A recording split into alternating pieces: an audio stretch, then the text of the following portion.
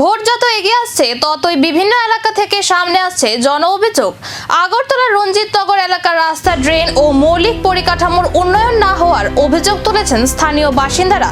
এলাকাবাসীর দাবি, গত 5 বছরে উল্লেখযোগ্য কোনো উন্নয়নমূলক কাজ হয়নি। ড্রেন সংস্কার, রাস্তা মেরামত সহ একাধিক সমস্যা এখনো রয়ে গেছে বলে তাদের অভিযোগ।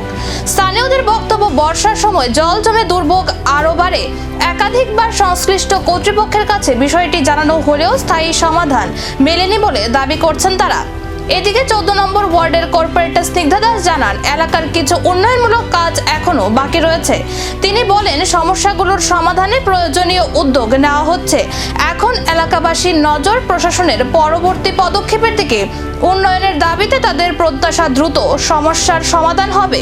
এমনি বীজ চাইলে করতে এমনি পরিষ্কার করে দিনের সব মারি উঠতে হবে, নাইলে এমনি পরিষ্কার করে। হ্যাঁ, এদিকে আপনি যান না, যাইলে তো দেখতেন পারবেন জল উঠতে একদমই